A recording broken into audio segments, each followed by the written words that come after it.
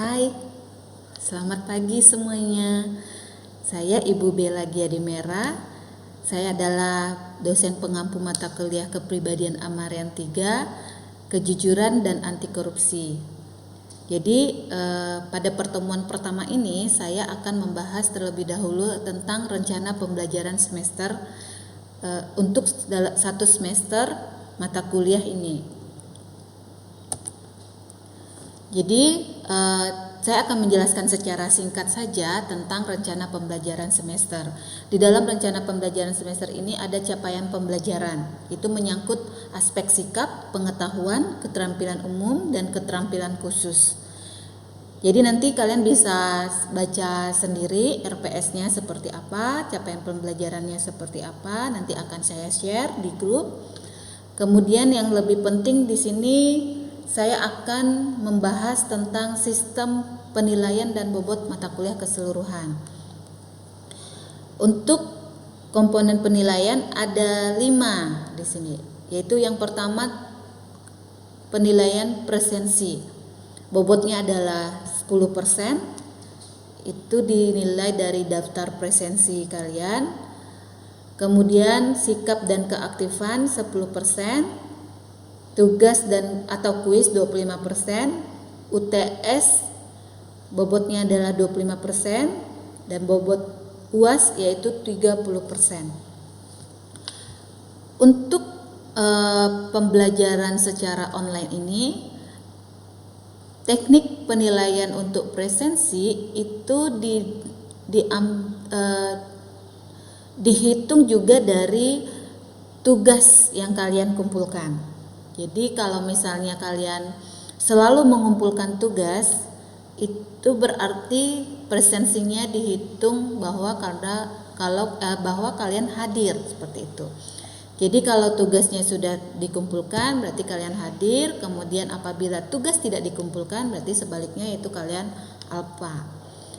Untuk pertemuan setiap pertemuan itu akan diberikan kuis atau tugas atau misalnya nanti kita diskusi seperti itu. Kemudian sikap dan keaktifan itu bobotnya 10%. Bagaimana menghitung sikap dan keaktifan ini? Dilihat dari keaktifan kalian dalam menjawab tugas atau kuis, atau kalian misalnya bertanya atau kalian ada diskusi seperti itu. Itu bisa saya akan menilai sikap dan keaktifannya sesuai dengan keaktifan kalian dalam diskusi kita. Kemudian tugas atau kuis ini dinilai dari yang sudah jelas, dari jawaban yang benar sesuai tidak dengan soal yang diberikan seperti itu. Kemudian untuk UTS dan UAS itu sama halnya, nanti akan ada soal UTS dan UAS, kalian harus jawab dengan teliti dan benar. Nilai tugas UTS dan UAS ini bobotnya sangat tinggi. Jadi saya harap kalian benar-benar memaksimalkan diri kalian untuk bisa mengerjakan tugas dengan baik, ataupun UTS ataupun UAS seperti itu. Dan selanjutnya adalah materi pembelajaran. Di sini pertemuan pertama kita memang membahas rencana pembelajaran semester, kemudian kontrak perkuliahan. Jadi kita harus sepakati bersama seperti apa kontrak perkuliahan, kejujuran dan anti korupsi ini dalam satu semester. Dan mahasiswa yang kedua, kalian harus mampu memahami bagaimana pengertian, tujuan dan dimensi-dimensi kejujuran. Ini saya akan langsung membahas tentang materi pembelajarannya, yaitu pengertian, tujuan dan dimensi-dimensi kejujuran. Itu nanti materi ketiga adalah sumber-sumber nilai kejujuran dari ajaran agama. Kemudian materi yang keempat itu adalah sumber-sumber nilai kejujuran dari budaya. Pertemuan kelima tahap kejujuran dalam pembentukan karakter. Pertemuan keenam kejujuran dan pembentukan karakter yang integral. Pertemuan ketujuh itu membahas konsep karakter bangsa dalam membangun kejujuran melalui anti korupsi. Pertemuan ke-8 kita UTS, persiapkan diri kalian dengan baik. Kemudian pertemuan ke-9 itu adalah materi tentang tantangan internal pembentukan karakter bangsa yang anti korupsi. Pertemuan ke-10 materinya adalah tantangan eksternal pembentukan karakter bangsa yang anti korupsi. Pertemuan ke-11 akibat globalisasi dalam pembangunan karakter bangsa yang anti korupsi. Pertemuan ke-12 materinya adalah hakikat sekolah yang berkarakter jujur dan anti korupsi. Pertemuan ke-13 nilai kejujuran dan anti korupsi yang dikembangkan di sekolah. Kemudian pertemuan ke-14 teknik membangun karakter di lingkungan masyarakat. Pertemuan ke-15 strategi pengembangan nilai kejujuran dan anti korupsi. Pertemuan ke-16 kita ujian akhir semester. Jadi untuk kontrak perkuliahannya adalah yang pertama, setiap mahasiswa harus mengumpulkan tugas tepat waktu sesuai dengan waktu yang telah ditentukan atau disepakati oleh dosen pengampu mata kuliah. Jika terlambat mengumpulkan tugas, maka dinyatakan nilai tugasnya 0 atau dianggap kalian alpa.